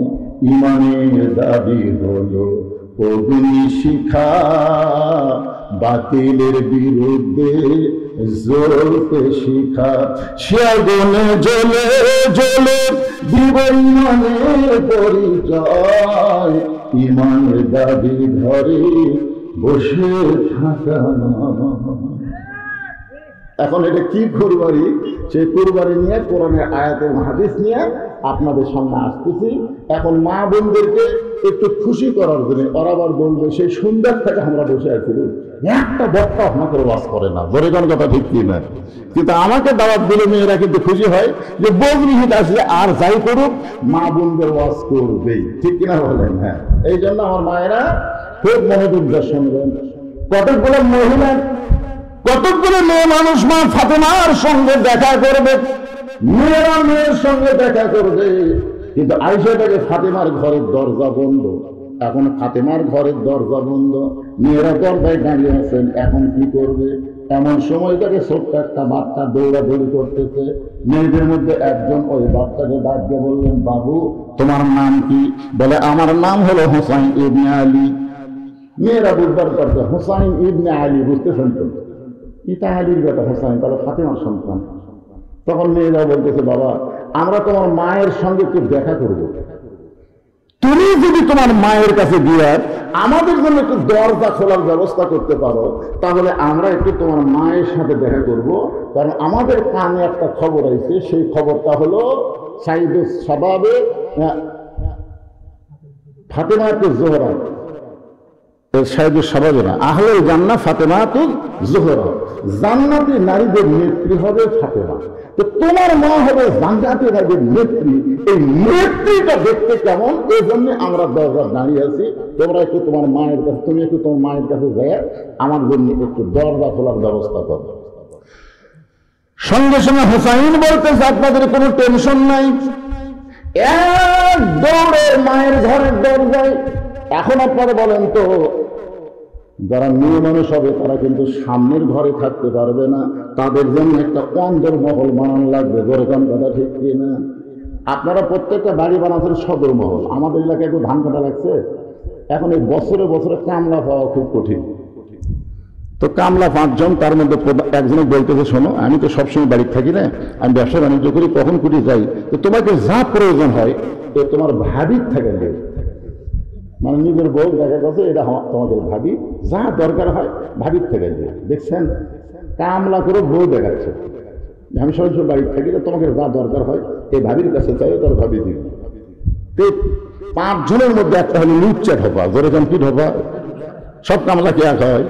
এই কিছুক্ষণ পর পর আমি ভাবি, ও ভাবি পানি খাবো, ভাবি এ লাগবে সে লাগবে। এখন মেয়ে মানুষকে ভাবি করে ডাকে, এখন ভাবি কথা কয়, ভাবি একদম সামনে এসে বলতে তুমি খালি ঘন ঘন ভাবি ভাবি করে ডাকো, কারণ কি? ভাবি বিশ্বাস করেন, আল্লাহর শপথ করে বলতেছি, আপনার যে চেহারা মনে হয় আপনার বিয়েই হয়নি। এখন চিন্তা করেন, একটা পুরুষ মানুষ যদি একটা মেয়েকে বলে যে আপনার যে চেহারা মনে হয় আপনার বিয়েই হয়নি, মেয়েটা কাঁদতে কাঁদতে কয় এই কথা তোমার ভাই কোনো বিয়ে করেনি। জানেন, কোন পর পুরুষকে সদর দরজা বানানো হবে না, প্রত্যেকটা মুসলমানের বাড়িতে একটা অন্দর মহল থাকা লাগবে। যেরকম কথা ঠিক কিনা? সেই মহলের মধ্যে শুধু মেয়েরাই থাকবে, কোনো পর পুরুষ সেখানে ঢুকতে পারবে না। এখনো হোসাইন এমন একটা দরজায়, মায়ের দরজায় একটা ঘর অতিক্রম করে যেই মাত্র মায়ের দরজায়, এমন সময় ওই ঘরের মধ্যে হযরত আলী আল্লাহর কোরআন শরীফ পড়তেছে। মানে একটা ঘর বাদ দিয়ে ফাতেমার ঘরের দরজা হোসাইন, যেই ঘর বাদ দিয়ে হোসাইন মায়ের দরজায়, ওই ঘরের মধ্যে হযরত আলী আল্লাহর কোরআন তেলাওয়াত করতেছে। ইন্নাল মুমিনুনা আল্লাযীনা ইযা যুকিরাল্লাহু ওয়াজিলাত কুলুবুহুম ওয়া ইযা তুলিয়াত আলাইহিম আয়াতুহু জাদাতুহুম ঈমানান ওয়া আলা রাব্বিহিম ইয়াতাওয়াক্কালুন। আল্লাহু আকবার। আপনার যে আয়াতে কারিমা তেলাওয়াত শুনলেন, এর বাংলা অর্থ জানেন না। হযরত আলী আল্লাহর কোরআন তেলাওয়াত করতেছে, আর হোসাইন চলে গেছে মায়ের ঘরের দরজা। কোরআন তেলাওয়াত বাদ দিয়া বাহিরে খেলাধুলা করতেছিল, ভালো কথা। তো খেলাধুলা বাদ দিয়ে হঠাৎ মায়ের দরজা কেন? এখানে একটা শিক্ষা হলো যে আপনি যতই কোরআন তেলাওয়াত করেন, যতই নামাজ পড়েন, আপনার সন্তানের দিকে আপনার খেয়াল রাখা লাগবে। কি রাখা লাগবে? আপনি যদি নামাজ পড়েন, রোজা করেন, হজ করেন, যাকাত দেন, আপনার সন্তান কি করতেছে খেয়াল করার দরকার আছে না নাই? আপনি যদি খেয়াল করেন, আপনার মেয়ে দেখবেন সন্ধ্যার সময় খেয়াল করতেছে যে হাঁস মুরগি ঘোরা চুটলো কিনা, খেয়াল করতে হয়। প্রত্যেকটা মেয়ে মানুষ যারা হাঁস মুরগি পালে খেয়াল করে না, সন্ধ্যার সময় লাইট দিয়ে দেখতেছে ঘোরা হাঁস মুরগি উঠলো কিনা। যারা পুরুষ মানুষ গরু ছাগল পালে, তারা সন্ধ্যার সময় খেয়াল করে দেখে গরু ছাগল গোয়াল ঘরে সব ঠিক মতো উঠলো কিনা। তাহলে আপনি সন্ধ্যার সময় মেয়ে মানুষ হাঁস মুরগি খেয়াল করে, সন্ধ্যার সময় পুরুষ মানুষ গরু ছাগল খেয়াল করে, আর রাত 10টা বেজে যায় আপনার পাটা কি করতেছে, আপনার বেটি কি করতেছে, আপনার খেয়াল করার দরকার আছে না নাই? যেরকম আছে না নাই? খেয়াল করছেন? আজকে যে আপনারা এখানে ওয়াজ শুনতে পাচ্ছেন, বাপেরা আপনাদের পাঁটারা কি করতেছে? বিভিন্ন কিছু করতেছে। খেয়াল করা লাগবে না? খেয়াল করা লাগবে না? আল্লাহ কেন বললেন আনফুসাকুম ওয়া আহলিকুম নার? জাহান্নামের আগুন থেকে বাঁচতে গেলে তুমি একলা বাঁচতে পারবে না, তোমার আহাল পরিবার নিয়ে বাঁচা লাগবে। এই কথা কার? দেখেন ছোট্ট বাচ্চা হোসাইন, তার দিকে বাপের কি খেয়াল দেখছেন? যারা খেলাধুলা করতেছিল ভালো কথা, সে খেলাধুলা বাদ দিয়ে মায়ের ঘরের দরজা কেন? হোসেন বলতেন বাবা কতগুলো মেয়ে মানুষ দরজার দাঁড়িয়ে আছে, তারা আমার মায়ের সঙ্গে দেখা করবার চায়। এখন আমি মায়ের কাছে গিয়ে শুনবো মা কি তাদের সাথে দেখা করবে কিনা, মা কি তাদের জন্য দরজা খুলবে কিনা, এইটা মায়ের কাছে আমি শুনবার চাই। হযরত আলী বললেন তোমার বয়স কত? দেখেন নিজের ছেলেকে বলতেছে তোমার বয়স কত? তো হোসেন বলতেছে আমার বয়স কত আপনি ভালো জানেন। আলী বলতেছে এই জন্যই তো আটকে দিছি, এই জন্যই আটকে দিছি, তোর বর্তমান যে বয়স চলতেছে এই বয়সে যখন তখন মায়ের ঘরে ঢোকা যাবে না। কি মনে করতেছেন? হ্যাঁ, আমার তিনটা মেয়ে, আমাকে আল্লাহ কোনো ছেলে দেয়নি। তিনটা মেয়েকে আমি 9 বছর, অর্থাৎ 3 এই এক একটা মেয়েকে আমি 3 বছর করে আমার বুকের উপর আমি মানুষ করছি। মেয়েরা যেন কোনো সময় বলবার না পারে যে আমাকে ভাই নাই দিলে বাপ আমাকেও দেখতে পারে না, এই কথা যেন বলবার না পারে। এগুলো কোনো দোল না কিনিনি আমার মেয়েদেরকে আমি বুকের উপর ঘুমাইছি। রাত্রেবেলা ঘুম আসতো, আমি আস্তে করে মেয়েকে বুকের উপর নিতাম। আর বউ বলতো তোমার ঘুম কেমনি হবে? আর মেয়েকে বুকে ঘুম পারি, যদি কোনো সময় মেয়ে চেতন পায় তখন দেখবি বাপের বুকের উপর। যে 3টা মেয়েকে আমি বুকে করে ঘুম পাড়াইছি, এখন সেই 3টা মেয়ে টাকা লাগলে আর আমার কাছে আসে না, ওর মায়ের কাছে আমার কাছে আসে না। ওর মামা এসে কয় তোমার মেয়েরা টাকা চাচ্ছে, টাকা দাও। তাই বললাম ওরা আমার কাছে আসলে কি হয়, শরম পায়। দেখছেন, মেয়ে যখন বড় হয় তখন বাপের কাছে আসতে শরম পায়। আবার বাবাও মেয়ের ঘরে ঢুকতে গেলে ইচ্ছা মতো ঢুকতে পারবে না, মেয়ের অনুমতি নিয়ে ঢোকা লাগবে। ধরে গন্ধটা ঠিক কিনা? আবার ছেলে যখন বড় হয় মায়ের ঘরে ইচ্ছা মতো ঢুকতে পারবে না, ঢুকতে গেলে অনুমতি লাগবে। হযরত আলী বলতেন, হোসাইন এখন তোমার যে বয়স হয়েছে, এই বয়সে তুমি দৌড়ে গিয়ে দরজা খুলে মায়ের ঘরে ঢুকতে পারবা না। মায়ের ঘরে ঢুকতে গেলে তোমাকে বলতে হবে, মা আমি হোসাইন একটু ঢুকতে চাই। মা যদি বলে 5 মিনিট পরে ঢোক, তাহলে 5 মিনিট পরে ঢোকা লাগবে, যখন তখন ঢোকা যাবে। কারণ ঘরের মধ্যে মেয়ে মানুষ, রাস্তাতে মেয়ে মানুষ যেরকম থাকে, আর গরমের দিনে ঘরের মধ্যে মেয়ে মানুষ হয়তো কাপড় চোপড় খুলে বসে আছে, আর হঠাৎ বাচ্চা যদি ঘরে যায় আর বাচ্চা যদি বুঝবার পারে, তাহলে মাও কিন্তু শরম পায়। যেরকম পায় কি পায় না? মেয়ে হলে শরম কম পাবে, কিন্তু ছেলে হলে শরম বেশি পায়।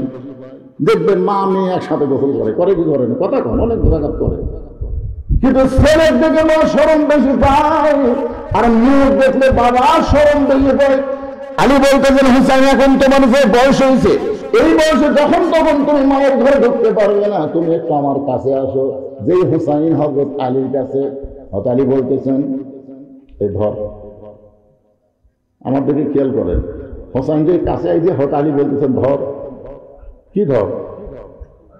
কথা কয় না।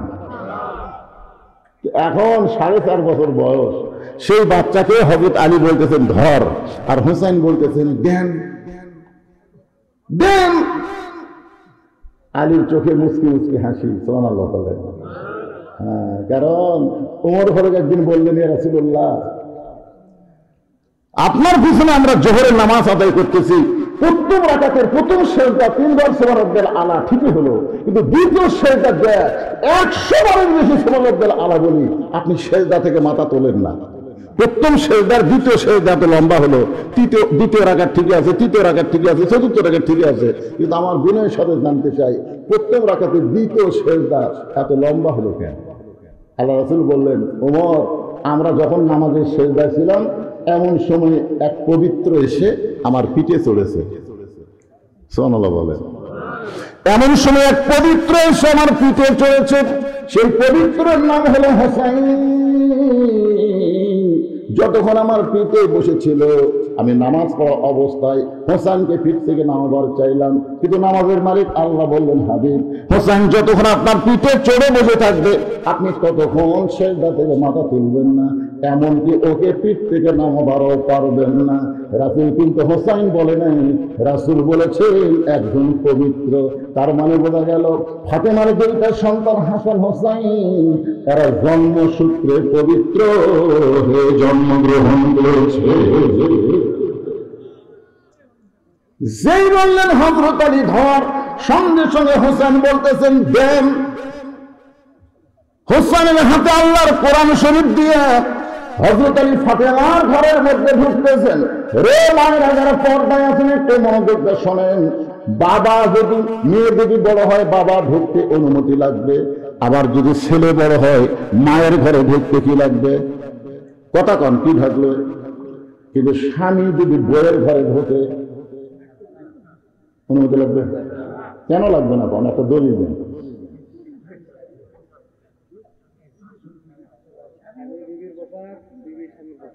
একটা কথা বাংলা কোক, আরবি না হয়তো বাংলা তো ঠিক আছে।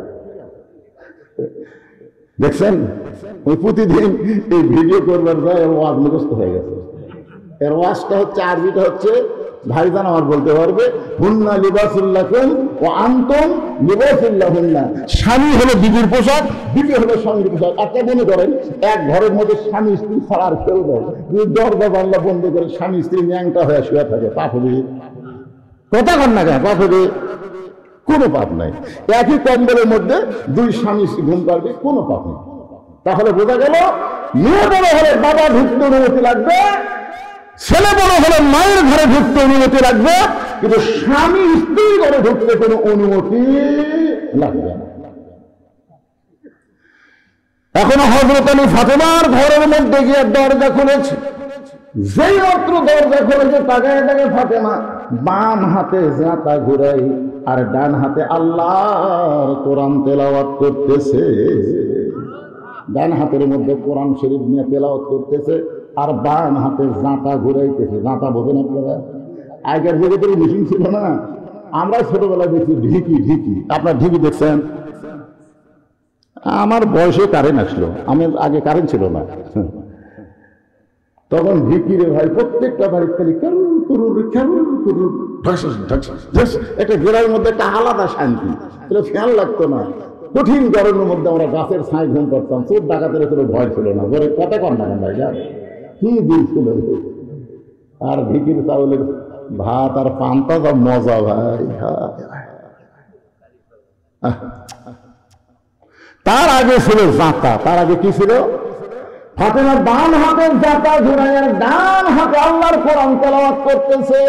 একই মানুষ বাম হাতে জাঁতা ঘুরাই, ডান হাতে আল্লাহর কোরআন তেলাওয়াত করে। এ দৃশ্য দেখার সঙ্গে সঙ্গে হযরত আলী রব্বানা পড়েন, রব্বানা আতিনা ফিদ দুনিয়া হাসানাতাও ওয়া ফিল আখিরাতি হাসানা ওয়া কিনা আযাবান নার। এটা মুখ ফসকা বার হয়ে গেছে। কি বার হয়েছে? এই আয়াতের মধ্যে কি আছে? যার দুনিয়া সুন্দর তার আখিরাতও। যার দুনিয়া সুন্দর, ফাতেমা কিন্তু দুই হাতে কি করতেছে? এটা কি? এটা হলো দুনিয়া, আর এটা কি? আখিরাত। কোরআন শরীফ কি দুনিয়া না আখিরাত? আখিরাত। তাহলে কি চলতেছে? আতিনা ফিদ দুনিয়া হাসানা ওয়া ফিল আখিরাতি হাসানা। যাই 5 ওয়াক্ত নামাজ পড়ে, জমির ধান আবাদ করে, তার কি মনে করতেছেন ওই ধান আবাদ করা কি খারাপ? 5 ওয়াক্ত নামাজ পড়ে চাকরি বাকরি করে, 5 ওয়াক্ত নামাজ পড়ে ব্যবসা বাণিজ্য করে, যখনই নামাজের আগুন দেয় ব্যবসা বন্ধ করে দেয়, যখনই নামাজের আগুন দেয় দুনিয়ার কাজ কাম বন্ধ করে দেয়। এখন জুম্মার দিনে মুসল্লি কম কেন? মুসল্লি কম কেন? যে হারে ধান কাটা লাগতে হুজুর, ধান কাটা লাগলে মুসল্লি কমবে কেন? আগে কি? আগে কাজ না আগে নামাজ? আপনি যেই কাজ করতেছেন এই রোগের মধ্যে কাজ করতে করতে হাত ফেল করে মারা গেলেন, বেনামে দেখে মারা গেলেন। এই জন্য দোয়াটা খেয়াল করবেন, রব্বানা আতিনা ফিদ দুনিয়া হাসানাতাও ওয়া ফিল আখিরাতি হাসানা ওয়া কিনা আযাবান নার। সঙ্গে সঙ্গে ফাতেমা জাঁতা ঘোরান বন্ধ, কোরআন তেলাওয়াত বন্ধ। স্বামীর এই মুখের আয়াত শোনা, জাঁতা ঘোরানো বন্ধ, কোরআন তেলাওয়াত বন্ধ, দুইটাই বন্ধ করে ফাতেমা দৌড়ে এসে পায়ের বুড়া আঙ্গুলে ভর দিয়া স্বামীর কপালে একটা চুমা খায়। স্বামীর কপালে বুড়া আঙ্গুলে ভর দিয়ে চুমা খায়। খালি বলতেছেন, ফাতেমা তুমি জাঁতা ঘুরাচ্ছিলে, কোরআন শরীফ তেলাওয়াত করতেছিলে, আর আমি ঘরের দরজায় আসার সাথে সাথে তুমি সব কাজ কাম বন্ধ করে দিয়ে আমার কপালে চুমা দিলা, কারণ কি? ফাতেমা বলতেছে, আপনি জানেন না, স্বামী যখন ঘরে আসবে তখন বিবির সমস্ত কাজ কাম হারাম, একটাই মাত্র কাজ হচ্ছে স্বামীকে খুশি করা। আপনাদের পক্ষে ওয়াজ হচ্ছে, অথচ আপনারা সুবহানাল্লাহ করছেন না। আচ্ছা, স্বামী যখন ঘরে আসবে তখন বিবির 1 নম্বর কাজ কি?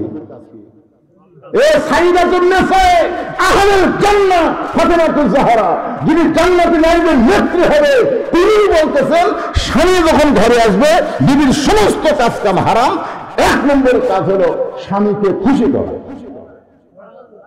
আর আমাদের গুলা যদি আমরা বাড়িতে ডাকি, রহিমা কথা কয় না, কেন রহিমা কথা কয় না, শোনার ফোন রহিমা কি এত ডাকেন কেন? আমার কাম নেই। ওরে বাবা রে, স্বামী ডাকতেছে আর ওকে আমার কাম নেই। আর ফাতেমা বলতে সমস্ত কাজ কাম হারাম। এমনকি নফল নামাজ যদি মেয়েরা পড়ে আর স্বামী যদি ডাক দেয়, নামাজ বাদ দেয়, স্বামীর ডাকের উত্তর দেওয়া লাগবে, নামাজ বাদ দেয়।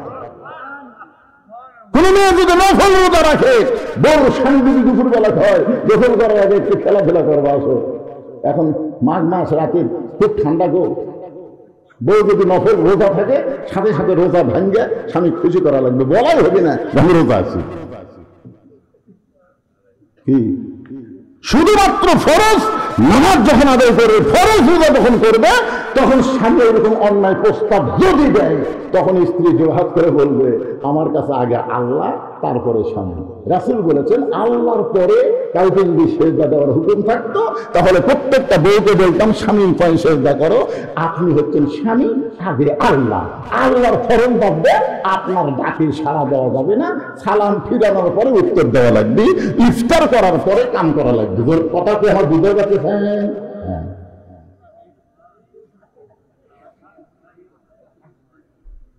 আমার মায়েরা যারা পর্দার অন্তর আছেন একটু মনোযোগ দিয়ে শুনবেন। হযরত আলীর কবরে চুম্বন দিয়ে বলে ফাতেমা, তুমি তোমার স্বামীকে খুশি করেছো, কিন্তু আমি তোমাকে একটা কথা বলতে চাই, তুমি জাতা ঘুরন বাদ দিলে, ভালো করতে বাদ দিলে। ফাতেমা বলতেছে আমিও তো জানতে চাই, আপনি তো বাহিরে কোরআন শরীফ পড়তেছিলেন, আমি মেয়ে মানুষ আস্তে আস্তে কোরআন পড়ি, আপনি কোরআন পড়েন জোরে জোরে। পুরুষ মানুষ যখন কোরআন পড়বে তখন আসতে না জোরে? কি জন্য? জোরে পড়ার মধ্যে একটা কারণ আছে। وَإِذَا قُرِئَ الْقُرْآنُ فَاسْتَمِعُوا لَهُ وَأَنصِتُوا لَعَلَّكُمْ تُرْحَمُونَ। এই আয়াতের সামনে দেখবেন এটা কিন্তু পুরুষের জন্য। পুরুষেরা যখন কোন কারি যখন কোরআন পড়বে, তোমরা চুপ থেকে তোরা শুনে অনুধাবন করবা যে পড়লো এবং যারা শুনলো উভয়ই আল্লাহ রহমত বর্ষিত হলো। তুমি মানুষ জোরে কোরআন পড়তে পারবে, জোরে কোরআন পড়তে পারবে, এই পর্যন্ত মেয়েদের কান পর্যন্ত যাওয়া লাগবে, পর পুরুষের কানে যাওয়া চলবে না। ফাতেমা বলতেছে আপনি কোরআন শরীফ পড়া বাদ দিয়া আপনি কেন ঘরের মধ্যে হঠাৎ ঢুকলেন? আপনি তো এইভাবে হঠাৎ কোনোদিন ঘরে ঢোকেন না, আজকে কেন ঢুকলেন আমি বুঝতে পারছি। আজকে কোরআন শরীফ পড়তে পড়তে আপনার বইয়ের কথা মনে হয়ে গেছে। আলী বলতেছেন ফাতেমা, আসল ঘটনা হলো তোমার সন্তান হোসাইন। আসল ঘটনা হলো তোমার সন্তান হোসাইন। যেই মাত্র বলেছে তোমার সন্তান হোসাইন, ফাতেমার চোখ দিয়ে দর দর করে পানি পড়তেছে। আমার হোসাইন এমন কি বেয়াদবি করলো গো? আলী বলতেছেন ফাতেমা, তুমি হোসাইনের নাম শুনলে চমকে ওঠো কেন? ফাতেমা বলতেছে আমার বাবা সবসময় আমাকে বলতো ফাতেমা তোমার দুইটা সন্তানের মতন হাসান অবিকল, আমি নবীর মতো। হাসান কোনোদিন দুষ্টামি করবে না, হাসান কোনোদিন জেদ করবে না, কারণ হাসান অবিকল, আমি নবীর মতন। কিন্তু হোসান একটু জেদি, এই হোসানের প্রতি তুই একটু বেশি খেয়াল রাখবি মা। সেই দিন থেকে আমার মনে হয় হোসেন শোনার সঙ্গে সঙ্গে আমার লাগে ভয়, হোসেন এমন কি করেছে গো যার কারণে আপনি কোরআন তেলাওয়াত বাদ দেন ঘরের ভিতরে? আলী বলতেছেন ফাতেমা, এই মুহূর্তে আমি কোরআন শরীফ তোমার হোসেনের হাতে তুলে দিয়েছি। যেই বলেছে এই মুহূর্তে আমি আলী হোসেনের হাতে কোরআন তুলে দিয়েছি, সঙ্গে সঙ্গে ফাতেমা বলতে চাইল ওই বাবা মা হলো সবচাইতে বড় ভাগ্যবান যার সন্তানের হাতে থাকবে আল্লাহর কোরআন। খালি সুবহানাল্লাহ করে হবে না। আপনাদের সন্তান আছে না নাই? হাতত কি আছে? মোবাইল। এই দেখছেন আমার মালিক ভাই শুরু না করতে মোবাইল। আরে পাগলা, মোবাইলের মধ্যেও কোরআন শরীফ ডাউনলোড করা যায়, জানেন আপনারা? 30 পারা কোরআন মোবাইলের মধ্যে তুলে আপনি ইচ্ছা করলে মন চাচ্ছে কোরআন শরীফ বার করে পড়লেন। মোবাইলের মধ্যে গান বাজনা থাকবে, মোবাইলের মধ্যে আজহারের ওয়াজ থাকবে, সাইদি সাহেবের ওয়াজ থাকবে, পারলে আমার মতো বজরুল ওয়াজ থাকবে। অনেক লোক তো আমার হুজুর রাত্রে যখন ঘুম ধরে না তখন আপনার ওয়াজ দিই, ওয়াজ শুনতে শুনতে কখন যখন ঘুম ধরে আমি ধ্যানদারি পারি না। আমার একটা ওয়াজ আছে আদম হওয়ার ওয়াজ, আপনার শুনছেন? আদম হওয়ার এই ওয়াজ যখনই দিবেন আপনি 8 ঘন্টা সুন্দর করবেন না, মানে এত মেলোডি আর এত মধুর টান আছে, বুঝলেন? ওই টানে একসময় আজকে বলতেছি যদি কার ঘুমের ওষুধ লাগে, ওষুধ লাগবে না, কারণ আমার আদম হওয়ার ওয়াজ শুনবো। আর একটা আছে হাসান হোসেনের ওয়াজ, শুনছেন? মায়ের দয়া মাঝে, বাপের দয়া মাঝে মাঝে, মায়ের দয়া সবসময়, এগুলো শুনবেন। এগুলো যখন ছেলেরা শুনবে, ওয়াজ শুনবে, কোরআন শরীফ তেলাওয়াত করবে, ওই বাবা মাই হলো সবচেয়ে বড় ভাগ্যবান যার বাচ্চার হাতে, ছোট বাচ্চার হাতে, ছোট ছোট বাচ্চার হাতে থাকবে আল্লাহর কোরআন। আর আপনার ছোট বাচ্চার হাতে দিচ্ছেন কি আগডম বাগডম ঘোড়াডম সাজে, ঢাক ঢোল ঝাঁঝর ভাজে, বাঁচতে বাঁচতে চললো ঢুলি, ঢুলি গেল কমলা ফুলির টিয়াটা, সূর্য মামার বিয়াটা। ওই বড় হলে কি মাল হবে? কারণ এই যে এতক্ষণ জেলে পড়লো এর মধ্যে কি একটা কথা সত্যি আছে? কথা কন্দে ভাই সত্যি আছে? আইরাই টিয়ে নাই ভরা দিয়ে না লাগালে বল মতে, তাই না থেকে ভোজন মতে। শোনেন, যদি আপনার ছেলে বড় হয়ে যায়, এখন আপনার নাতিক দেন, মাদ্রাসার দেন, মাদ্রাসার নুরানি শিক্ষা আছে, জানেন আপনি? মাদ্রাসায় নুরানি শিক্ষা আছে, ক্লাস 3 পর্যন্ত নুরানি পর্যন্ত পড়বে। কোন পরিবারের 60 কোন ছেলে যদি অসাথে পারে, আমি ওয়াজ বন্ধ করে দেব। খালি নুরানি মাদ্রাসা দেবেন কে ভাই? কথা ঠিক? আমার নুরানি মাদ্রাসা আছে, ওর কবির আরবি লিখতেছে 1 নম্বর, বাংলা লেখ 1 নম্বর, ইংরেজি লেখ ছেড়ে দিল। কি কয় হুজুর? উপবৃত্তি এই প্রাইমারি কয়টাকে উপবৃত্তির জন্য যেটা খারাপ হয়ে পেশাব করাচ্ছে। পেশাব দিয়ে আমার এলাকার এক ক্লাস 2 এর ছাত্র পেশাব দিয়ে 40 লিখছে। অনেক মাহফিলে বলে কি আমতের লক্ষণ। একটা খাড়া এটাকে যন্ত্রতে পেশাব করতেছে, আগে লিখছে 4, পরে দিচ্ছে 0। আমি জীবনে দেখে চিন্তা করলাম এটা কোন যুদ্ধ পেশাব দিয়ে লেখা। আমি যে বলছি কে মারছে তো সামনে বলে কি করলি? 4 দোয়া করেন, 100 পর্যন্ত লেখার নিয়ম হচ্ছে। দেখছেন শালা আমার কাছে কি দোয়া চায়? 100 পর্যন্ত লিখছি, আজকে পেশাব কোন দিকে 40 লিখছে। কোন ক্লাসে পড়িস রে? ক্লাস 2 বলিস কেমনে পেশাব করা লাগে? কি জানিস না? তোর স্যার তো শিখায়নি, বসে থেকে পেশাব করবি। তোকে ঠিক হয় প্রাইমারি পেশাবখানা যায়, দেখে আমার স্যারই খাড়া হয়ে পেশাব করে, ওর স্যারই খাড়া হয়ে মারে, তুই বসবি? চিন্তা করে দেখেন, ফাতেমা বলতেছে বাবা হলো সবচাইতে বড় ভাগ্যবান যার হাতের মধ্যে থাকবে আল্লাহর কোরআন। কারণ যেই বাচ্চার হাতে কোরআন দেবেন লা ইয়ামাসসুহু ইল্লাল মুতাহহারুন, ততক্ষণ পর্যন্ত স্পর্শ করতে পারবে না যতক্ষণ পর্যন্ত পবিত্র না হবে। আর ছোটবেলা থেকে সন্তানকে পবিত্র হওয়ার শিক্ষা দিলে 7 বছর থেকে তালিম দেবেন, 10 বছর থেকে নামাজ ধরাবেন, ও কোনোদিন বেনামাজি হবে না। এখন বলতেছে স্বামী গো, তাহলে আপনি হোসেনের হাতে কোরআন দেয় ঘরের মধ্যে, কারণ বলে দরজায় কতগুলো মেয়ে মানুষ আইছে, সেই মেয়েরা তোমার সঙ্গে দেখা করতে চায়। তুমি যে সাইদাতুন নিসাই আহলে জান্নাত, তুমি যে জান্নাতি নারীদের নেত্রী, এই মেয়েরাকে তোমার সঙ্গে দেখা করতে চাই। তুমি যদি হুকুম দাও তাহলে দরজা খুলে দেওয়া হবে, আর দরজা খুলে দিলি মেয়েরা তোমার সঙ্গে একটু দেখা করবে গো। তুমি কি দরজা খোলার হুকুম দাও? ফাতেমা বলে স্বামী গো, আপনি যখন বলেছেন আমার কোনো আপত্তি নেই, তাহলে মেয়েরা যখন আমার সঙ্গে দেখা করতে চায় আপনাকে কষ্ট করে পর্দার ব্যবস্থা করা লাগবে। যেই বলেছে আপনাকে কষ্ট করে পর্দার ব্যবস্থা করা লাগবে, আলী মুসকে মুসকে হাসির বলে ফাতেমা, মেয়েরা মেয়ের সঙ্গে দেখা করতে গেলে পর্দার কোনো ব্যবস্থা লাগে না। কারণ আপনাদের এলাকায় যেখানে মেয়েদের বসার ব্যবস্থা করছেন সেখানে কি এক এক মেয়ের জন্য ভিন্ন ভিন্ন নশার এক জায়গায় আপনারা বসার একটা ব্যবস্থা করেননি? করছেন? কোন দিকে সেটা? পাশে আছে। তাহলে সব মেয়েরা এক জায়গায় বসেনি। তাহলে হযরত আলী বলতেছে মেয়েরা মেয়ের সঙ্গে দেখা করবে, এখানে কোনো পর্দার ব্যবস্থা লাগবে না। ফাতেমা মুসকি মুসকি হাসির বলে আপনি জ্ঞানের সম্রাট, আপনি জ্ঞানের সম্রাট হতে পারেন, কিন্তু পর্দা বিষয়ে আমার চাইতে আপনি কম জানেন।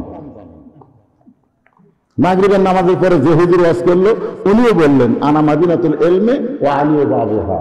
এদের আমার ভাইস্তা ফরাত ওয়াজ করলো, ও বললো আনা মাদিনাতুল ইলমি ওয়া আলিউ বাবুহা। রাসূল বলেছেন আমি হচ্ছে ইলমের শহর, আলী হচ্ছে তার দরওয়াজা। তাহলে হযরত আলী হচ্ছে জ্ঞানের কি সম্রাট।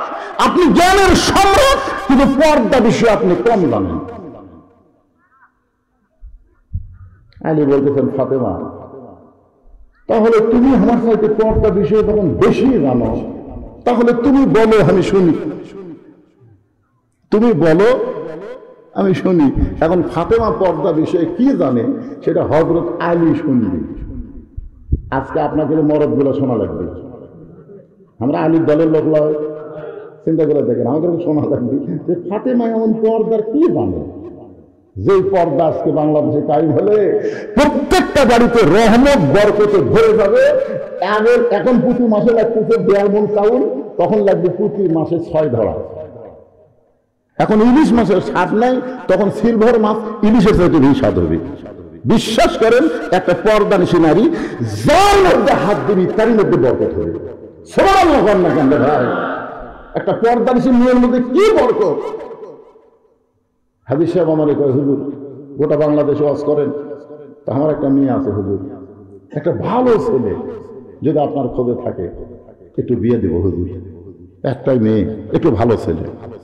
আমি একটা ছেলে পেলাম, যেই ছেলে 10 বছর থেকে এখন পর্যন্ত এক ওয়াক্ত নামাজ কাজা করেনি, যেই ছেলে দাঁড়িয়ে ওঠার পরে কোনোদিন ফুট ঠেকায়নি, যেই ছেলে মোজ কোনোদিন বড় হবার দেয়নি, যেই ছেলে কোনোদিনও মানে ওই শার্ট প্যান্ট পরেনি, পায়জামা জুব্বা, যেই ছেলে বর্তমানে 3টা চাকরি করতেছে। একটা হচ্ছে মাদ্রাসার মুহতামিম, মাদ্রাসার কি মুহতামিম, একটা হচ্ছে 5 ওয়াক্ত মসজিদের ইমাম, আর একটা হলো দূরের মসজিদের খতিব। 3টা চাকরি করতেছে। সেই ছেলের কাছে খবর নিয়ে হাজী সাহেবের কাছে গেলাম। হাজী সাহেব, আপনি একটা ভালো ছেলে চাইছিলেন, আলহামদুলিল্লাহ বলেন। আল্লাহ মিলাই দিচ্ছে হাজী সাহেব। হাজী সাহেব আলহামদুলিল্লাহ কয় না, কিন্তু আগে আপনি ছেলের খবর দেন, তারপর আলহামদুলিল্লাহ করেন। আমি শোনেন, ছেলে হচ্ছে কোরআনের হাফেজ, আবার দাওরা পাস, আবার ইফতা পাস, মুফতি। 3টা চাকরি করে। একটা হলো মসজিদের পেশিমাম, 5 ওয়াক্ত নামাজ পড়ে, আর এক মসজিদের খতিব, আর মাদ্রাসার মুহতামিম। আমার তো হুজুর এতগুলো আমি বুঝি না, সব মিলে বেতন কত? আমি করলাম, আপনি বললেন ভালো ছেলের কথা, ভালো ছেলের কথা যখন আপনি বললেন, তো বেতনের কথা শুনবেন না, বেতন শোনা লাগবে না, আমার মেয়ে ঘন্টানি ছেলে তো মনে করি। তখন আমি ছেলের মোবাইল করলাম, কেরে বাবা তোর 3টা মিলা বেতন কত? 3টা মিলা 14,000। একটা ছাগল দেবেন, দরকার হলে একটা বকরি দিবে, কিন্তু ভাগে দেওয়ার গেলে এই 2টো জিনিস খেয়াল করা লাগবে, মন আর মান।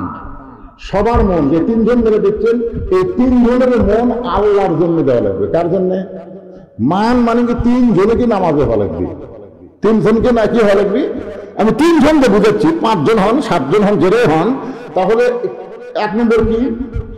এই মন মান। মন মানে কি? আমাদের যে কয়জন মিলা কুরবানি দিচ্ছি সবগুলোর মন হওয়া লাগবে কার জন্যে? আল্লাহর জন্যে। আর মান হচ্ছে সবাইকেই নামাজে হওয়া লাগবে। আচ্ছা, মনে করেন সবাই নামাজি, কিন্তু তার মধ্যে একজন গোপনে গোপনে সুদ খায়। হ্যাঁ, মহিলাদের মধ্যে মহিলারা আদায় করবে না, ছেলেরা। মহিলারা আদায়ের কথা বলছি, মহিলারা আদায় করেন। মা, আপনাকে ওয়াজই তো আজকে করলাম বেশি, খুশি খুশি দিয়া দেন ইনশাল্লাহ। মা মারে, আল্লাহর রাস্তায় আপনারাও দান করবেন মা, ইনশাল্লাহ। তো যেটা বলতেছি, যে মনে করেন 5 জন হালাল, 1 জন হারাম কামায়, কিন্তু সবাই নামাজি, তাহলে কুরবানি হবে না। যেরকম কুরবানি হবে না। আবার খুব খেয়াল করেন, কুরবানি কেনার আগে আপনি যা ইচ্ছা তাই বলতে পারেন যে কুরবানির গোস্ত কত হবে। কুরবানি কেনার আগে শোনেন, তখন এই কুরবানি করার আগে দর দাম, গোস্ত মস্ত সব কিছু আপনি বলতে পারবেন। এই গরুর খাবার দেয়, গোস্ত কর দিয়ে হবে, আর দাম কর দিয়ে হবে, এরা সব কিছু করে। কিন্তু যেই কিনা হয়ে গেছে, কিনার সাথে সাথে এর গোস্ত কর দিয়ে হবে, এটা কিনা মনে হয় ঠকলাম বারে, এই তুই আরেকটু দরদাম কমালে কমলে হলি রে। এগুলো কোনো কথা কুরবানি কেনার পরে বলা যাবে না, কোন কেনার আগে বলতে পারবেন, কিন্তু কেনার পরে কথা কয় না, কেনার পরে বলা যাবে না। আরেকটা মশলা হলো গোস্ত ভাগ। অনেকে বলে হুজুর গোস্ত ভাগ করা কি? গোস্ত তো আমরা 3 ভাগ করি, এই 3 ভাগ করা কি ফরজ ওয়াজিব নাকি? তো এখন ফতুয়া দিছে হুজুরা, এখন সব তো ফেসবুক মুক্তি, বুঝছে না? ফেসবুক এখন আমাদের মুক্তির খাওয়া আছে, তাই ওই ফেসবুকের মধ্যে, ইউটিউবের মধ্যে সব মুক্তি বার আছে। কেরে পাগলা, তোমরা খেয়াল করবা, ওই মুক্তি কোন গ্রুপের মুক্তি? ওই হেফাতের মুক্তি, আহলে হাদিসের মুক্তি, না কোন গ্রুপের মূর্তি আগে তোমার দেখা লাগবে না, তুমি কোন মাযহাব মানো আর সেটা কোন মাযহাবের মূর্তি তুমি তো অত কিছু বুঝতে পারবা। আমার এলাকায় সৌদি আরবে একলো চাকরি করবার গেছে, বুঝলেন, ওই চাকরি করে আসাই ওই আসাই পা ফাঁক করে খাওয়া হয় আর হাতে কি বন্ধ নামাজ দোয়া লিন করলো, আমি চিল্লা ওঠে। তখন আমি কোনো কেন তোর বাপ কুটি হাত দান দিতে কয়েটি, তোর দাদা কয়েটি, তুই বুকত কে হুজুর আমি সৌদি আরবে চাকরি করবার গেছিল, ওটি যাই দেখছি ওরা ওই আমিন চিল্লা কয়, পা ফাঁক করে দাঁড়ায় আর বুকত হাত বাঁধে। পাগলা তুই এটা কোন গ্রুপের মধ্যে যে আসবি রে পাগলা, তোর বাপ কোন মাযহাবে, তোর দাদা কোন মাযহাবে, তুই সে মাযহাব। মাযহাব মানে কোরআন হাদিসের সহি মত। তো এখন আপনি দেখেন গোস্ত 3 ভাগ করলেন, করে 1 ভাগ আপনি নেবেন, 1 ভাগ আত্মীয় দিবেন, 1 ভাগ যারা কুরবানি দিবার পারে না সেই গরিব মিসকিনকে আপনি দিবেন। আমার কথা কি বুঝলেন? অনেক জায়গার দেখা যায় ওই গাঁওয়ালি ভাগ আবার কুরবানি আল্লাহ লেয়, আবার লেয় যে আমার গোস্ত তো লয়, আমি অন্য কারো গোস্ত নিচ্ছি না, চলবে না। কারণ যারা দিচ্ছেন তারা সবাই তো মিসকিনকেই দিচ্ছেন, নাকি করছেন? সেই মিসকিনগুলো একত্র করে আবার মিসকিনদেরকে আপনারা ভাগ করে দেন। এটার মধ্যে আর নেওয়া যাবে না, আপনি যেটা দিচ্ছেন সেটা নেওয়া যাবে না। বমি করা জিনিস পুনরায় তুলে খাওয়া যাবে না। যেটা আপনি দিয়ে দিয়েছেন 3 ভাগের 1 ভাগ, ওটা আপনি নিতে পারবেন না। আত্মীয় স্বজনের ভাগ আত্মীয় স্বজনকে দিতে পারবেন। যদি আপনার আত্মীয় স্বজন না থাকে সে গোস্ত আপনি নিজে খেতে পারবেন, কোনো সমস্যা নেই। কিন্তু মিসকিনের ভাগের মধ্যে আপনি একটা টুকরা গোস্ত যদি আপনার কুরবানির মধ্যে আসে তাহলে কুরবানি বাতিল হয়ে যাবে। আমার কথা কি বুঝতে পারলেন? আর এই মশলাগুলো আপনারা খেয়াল করবেন। আর সবচাইতে বড় খেয়াল করবেন, ওই ভাগে কুরবানি কবুল হওয়ার গ্যারান্টি খুবই কম। ভাগে মন এবং মান যদি ঠিক থাকে তাহলে আপনারা দিবেন, অসুবিধা নেই। পারত পক্ষে একা একটা ছাগল দিবেন। কুরবানি কার জন্যে? আল্লাহর জন্য। আজকে এখানে বলা হয়েছে ফাসাল্লি লিরাব্বিকা ওয়ানহার। 1 নম্বর নামাজ, 2 নম্বর কুরবানি। ছোট্ট হোসেনকে ফজর যখন নবীর হাতে তুলে দিয়ে বললেন, ইয়া রাসূলুল্লাহ, আল্লাহ আপনাকে একটা নাতি দিয়েছে, তার নাম রাখছেন হাসান, আর একটা নাতি আল্লাহ আপনাকে দিল, ইয়া রাসূলুল্লাহ আপনি একটু দোয়া করেন। কালো চাদরের ভিতর থেকে নবীর কোলে যখন হোসাইনকে দেওয়া হলো, আল্লাহ নবী হোসাইনকে আসমানের দিকে তুলে এইভাবে বললেন, আল্লাহ এই গোস্তের টুকরাকে তুমি কুরবানি হিসেবে কবুল করে নাও। হোসাইনকে রাসূল বললেন গোস্তের টুকরা, আর বললেন কুরবানি হিসেবে কবুল করে নাও। সমস্ত সাহাবীরা ছোট বাচ্চার মতন কান্না শুরু করে দিলেন, ইয়া রাসূলুল্লাহ আপনি কি দোয়া করলেন? আপনার নাতিকে আপনি কুরবানির দোয়া করলেন কেন? রাসূল বললেন, সাহাবীরা তোমরা সেদিন থাকবে না সবাই, আমি নবী সেদিন থাকবো না। শোনে না, আমার এই নাতি হোসাইন বাতিলের বিরুদ্ধে হকের পক্ষে আল্লাহর জন্য নিজের জীবনকে কুরবানি করে দিবে। সামনে আমাদের খুব একটা ভালো দিন আসতেছে না ভাইজান। দিন দিন পৃথিবীর অবস্থা খুব খারাপ। ধরে কোন কথা ঠিক কিনা? এখন যারা কোরআন নিয়ে দল করে, কোরআনের দল যারা করে, তাদেরকে নানা রকম ভাবে অপদস্থ করার পায় তারা চলতেছে। হয়তো সামনে দেখবেন যে আমাদের প্রতিবেশী, যাকে আমরা ভারত বলি, ওরা আসলে আমাদের প্রতিবেশী না, সবচেয়ে বড় শত্রু। ধরে কোন কথা ঠিক কিনা? আবার যেভাবেই হোক আলেমদেরকে দমানোর চেষ্টা হবে। কিছুদিন আমরা দেখলাম 15 বছর যে আলেমগুলা সব জেলখানায়, খারাপ মানুষগুলো জামিন পায়। আবার হয়তো এরকম দিন যেন সামনে না আসে। এই দিন আমাদেরকে ত্যাগ করা লাগবে, কুরবানি করা লাগবে। দরকার হলে নিজের জীবনকে আল্লাহর রাস্তায় কুরবানি করব, কিন্তু আর বাতিলের সঙ্গে আমরা আপোষ করব না। ধরে কোন কথা ঠিক কিনা? আজকে আমাদের সবচেয়ে বড় কুরবানি, যত রাত পর্যন্ত আসুনি ফজরের নামাজের সময় আমাদেরকে জামাতের সঙ্গে নামাজ আদায় করা লাগবে। এটাও কিন্তু একটা কুরবানি, এটাও একটা কুরবানি। আজকে আপনারা যা অজু করে বিছনাত ঘুমাতে যাবেন, অজু করবেন। প্রতিদিন তো বিছনাত অজু ছাড়া পেশাব করে ঘুমাতে যান। আজকে কি করবেন? অজু করে বিছনায় যাবেন, আল্লাহুম্মা বিইসমিকা আমুতু আহইয়া, এই দোয়া পড়ে আয়াতুল কুরসি পড়ে বুকুত ফুঁক দিবেন। ফজরের নামাজ জামাতের সঙ্গে আদায় করলে আজকে রাতের কুরবানি আল্লাহ কবুল করে নেবে। সকলে আল্লাহুম্মা আমিন। আস্তাগফিরুল্লাহ রাব্বি মিন কুল্লি যামবি ওয়া আতুবু ইলাইহি লা হাওলা ওয়া লা কুওয়াতা ইল্লা বিল্লাহিল আলিয়্যিল আযীম। আল্লাহুম্মা সাল্লি আলা মুহাম্মাদ, আল্লাহুম্মা বারিক আলা মুহাম্মাদ, আল্লাহুম্মা আমিন। আল্লাহুম্মা আনতাস সালাম ওয়া মিনকাস সালাম, তাবারাকতা ইয়া যাল জালালি ওয়াল ইকরাম। আয় আল্লাহ তাআলা, কঠিন গরমের ভিতরে তোমার বান্দারা আরামের বাড়ি ঘুমকে বাদ দিয়া ফ্যানের বাতাসকে বাদ দিয়া আল্লাহ তাআলা এই জান্নাতের বাগানে বসে বসে ঘন্টার পর ঘন্টা আলোচনা শোনার শেষে আমি গুনাহগারের সঙ্গে হাত তুলেছি। আল্লাহ মেহেরবানি করে আজকের মাহফিল আমাদের সকলের হেদায়েতের জন্য, নাজাতের জন্য, জান্নাতের জন্য কবুল করে নাও। এই মাহফিলের শুরু থেকে শেষ পর্যন্ত যত আলোচনা হয়েছে আল্লাহ, এর মধ্যে যদি ত্রুটি হয়, ভুল হয়, মাফ করে দাও আল্লাহ। যাহা দিয়া মঞ্জুর করো সোনার মদিনায় নবী পাকের রওজা মোবারক আল্লাহ কবুল করে নাও। तमाम আম্বিয়ায়ে কেরাম, আসহাবে কেরাম, তাবিঈন কেরাম, তাবিঈন কেরাম, আল্লাহ আমরা যারা হাত তুলেছি আমাদের জনম দুঃখনী মা বাবা যাদের কবরে চলে গেছে আল্লাহ মেহেরবানি করে মা বাবার কবরকে জান্নাতের টুকরা বানিয়ে দেন আল্লাহ।